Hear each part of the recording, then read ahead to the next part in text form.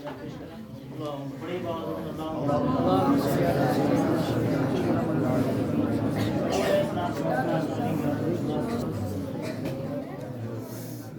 नहायत ही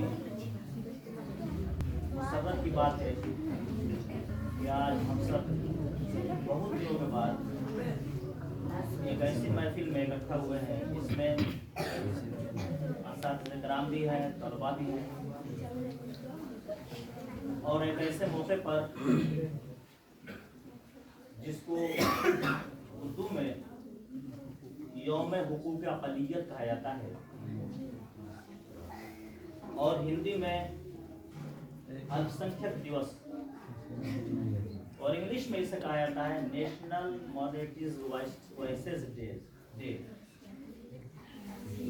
तो ऐसे मौके पर हम लोग इंशाअल्लाह उसके बारे में मैं बताऊंगा, लेकिन सबसे पहले कुरान करीम में जिसमें हर चीज़ का बयान है, जिस पर हमारा और आपका ईमान और यकीन है कि उसके हर नुक्ते पर सिर्फ हरकाती पर नहीं बल्कि नुक्तों पर भी हमारा ईमान है। और ये वो किताब है जो क़यामत तक बाकी रहने वाली है। हमारा ईमान और अकीदा है कि उसमें हमारे हर मसले का हल है। हम वो खुश नसीब कौम हैं जिसको अल्लाह ताला ने सबसे खैर उम्मत, बेहतरीन उम्मत का करार दिया है। हम वो खुश नसीब कौम हैं कि हमारे पास दुनिया की सबसे अच्छी किताब कुरान करीम मौजूद है।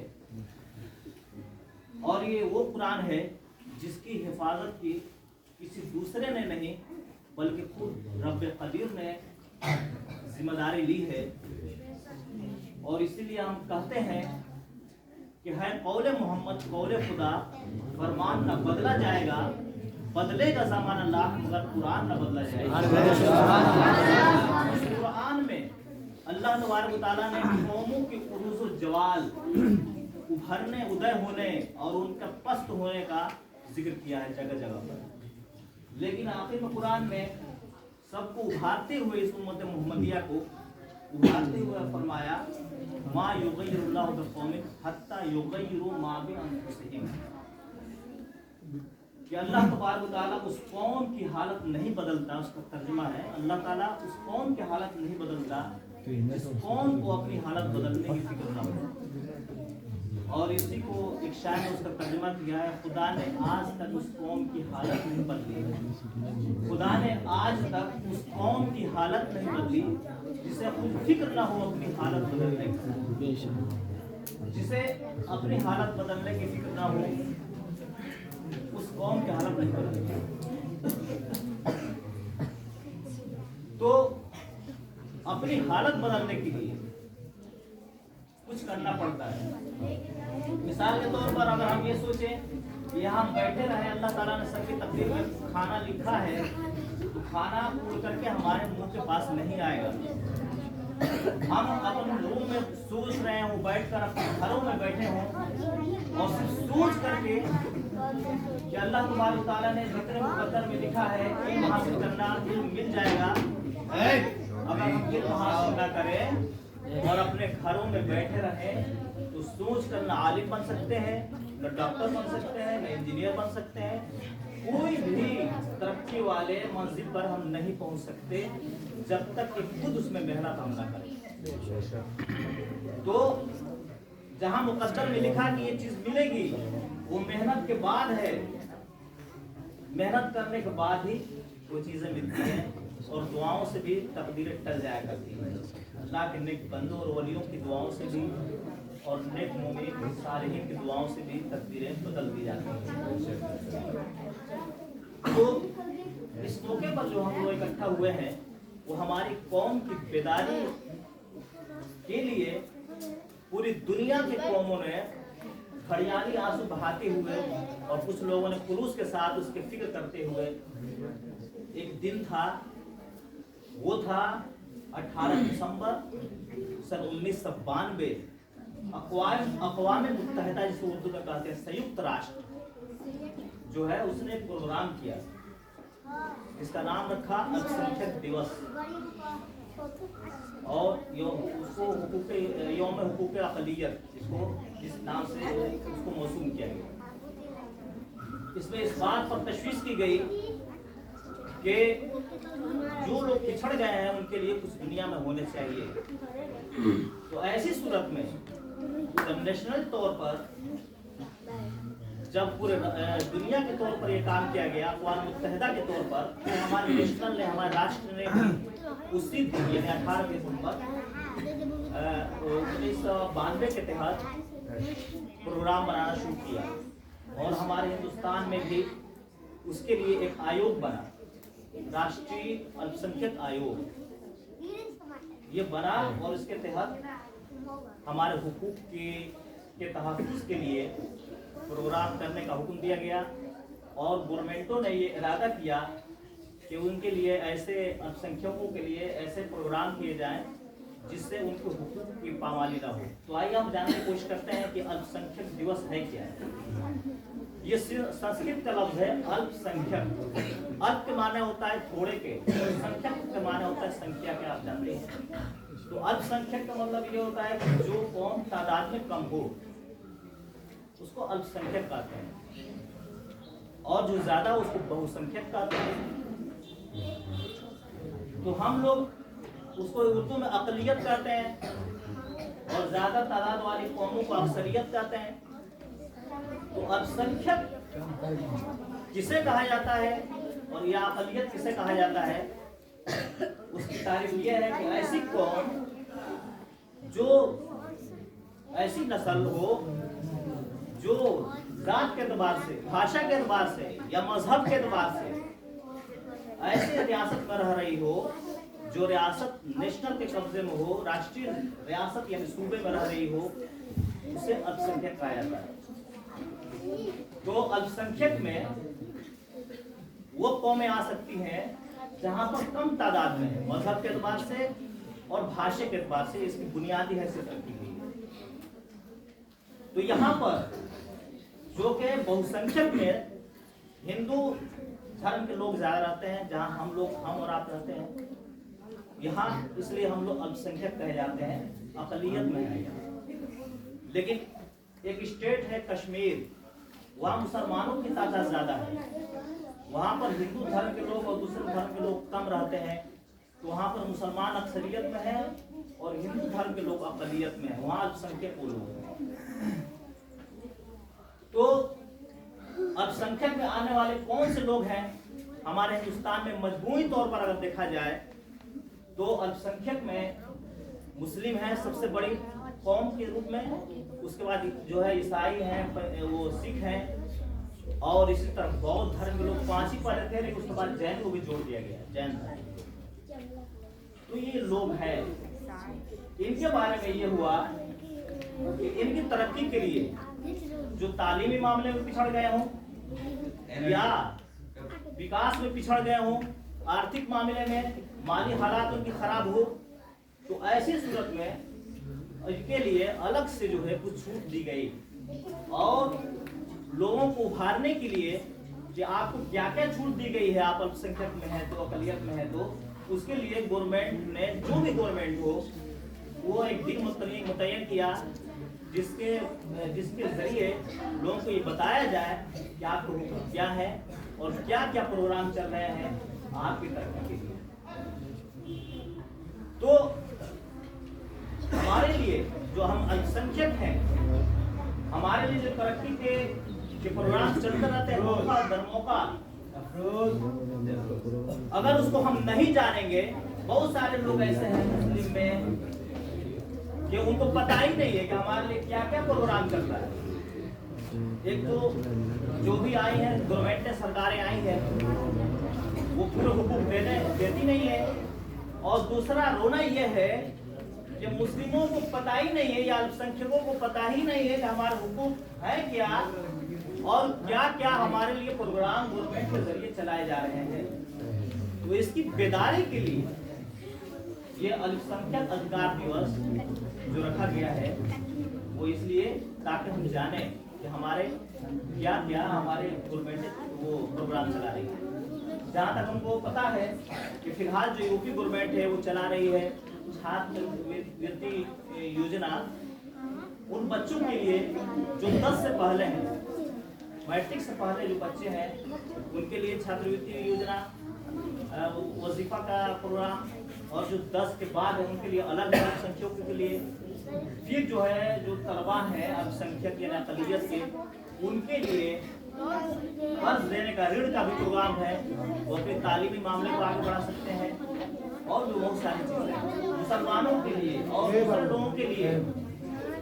तीर्थ योजना इसके तहत ये है कि गवर्नमेंट के तहत बौद्ध धर्म के लिए भी अलग है कि अगर वो कहीं तीर्थ यात्रा पर ज़ियारत के लिए कहीं जाना चाहते हैं वो अपनी जगहों पे, अपनी इबादतगाहों पे वो जा सकते हैं, मुस्लिम लोगों के लिए भी और भी लोगों के लिए।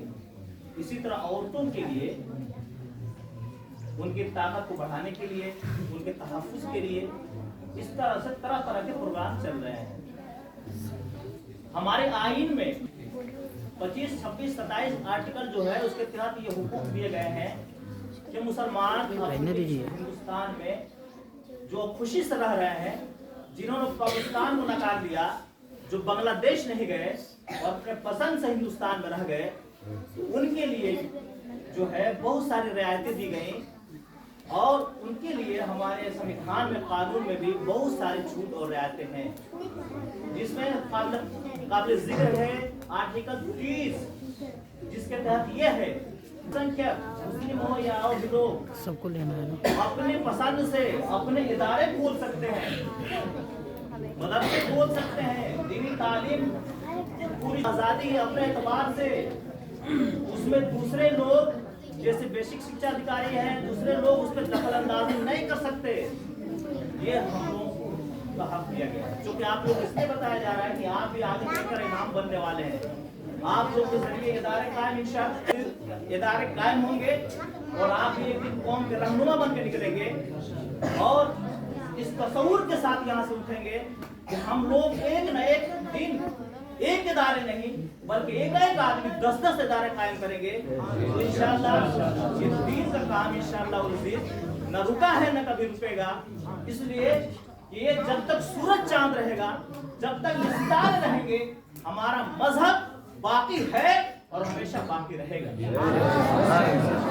तो इसलिए आपको बताया जा रहा है कि आप डरे नहीं।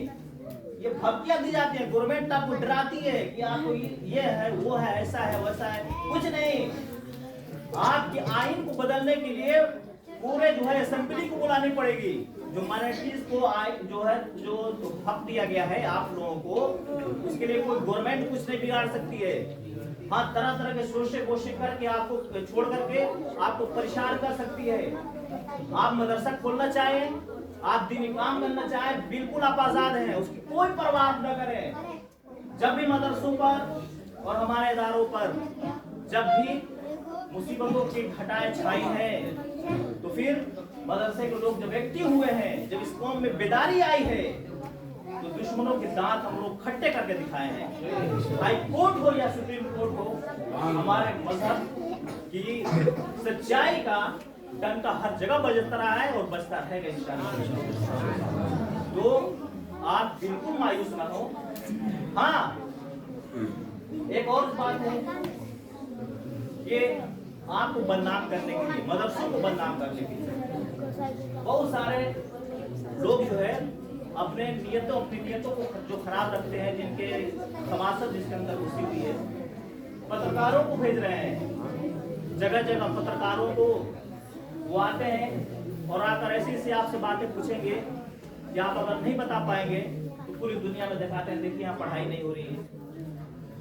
हालांकि वो स्कूलों में नहीं जाते, लेकिन इससे हमको ये सबक मिलता है, देखिए कोई भी किसी की कमी को दिखाता है तो समझिए कि आपका वो कमी दिखाने वाला अल्लाह ताला की तरफ से एक नेमत बनकर गया है। भले उसकी नियत खराब हो, लेकिन कमी को दिखाने वाला आपको उरूज पर ले जाता है। तो उसमें जनरली चीजें, जैसे आपके राष्ट्रपति का क्या नाम है, उपराष्ट्रपति का क्या नाम है, प्रधानमंत्री माननीय प्रधानमंत्री का क्या नाम है, इस तरह आपके मुख्यमंत्री का क्या नाम, इस तरह की बातें पूछते हैं जो आपको जानना चाहिए। और कोई भी कहेगा कि हाँ भाई बच्चे हम कोई भी कहेगा कि हाँ ये बच्चे हैं, इनको जानना चाहिए, तो आप लोग एकदम होशियार रहे।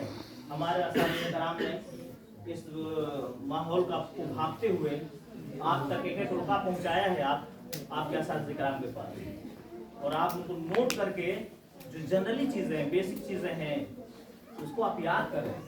अपने देश के बारे में जानना जरूरी है। हम तो वो है कि हम अपने देश के बारे में भी जानते हैं, अपने मजहब के बारे में भी जानते हैं।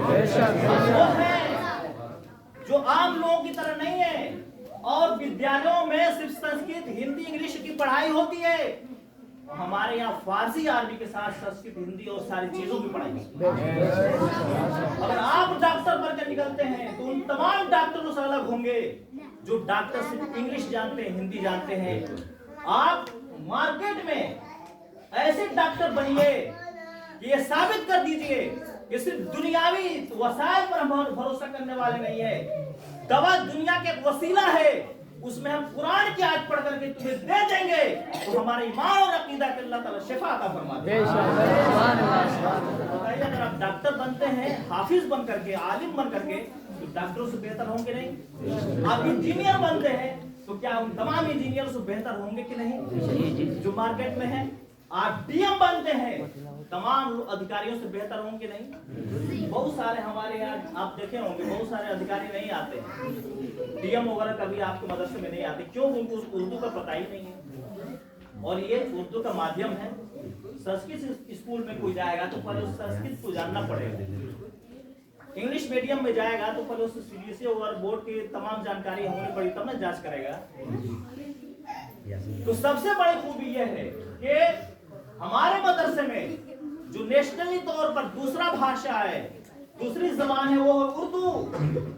अगर कोई हासिल उसे नहीं करता है, अपनी खवासत की वजह से, हसद की वजह से, जलन की वजह से, तो गलती उसकी है। ये किसी जात और बरादरी का भाषा नहीं, बल्कि ये नेशनल तौर पर, राष्ट्रीय तौर पर ये उर्दू दूसरा भाषा है।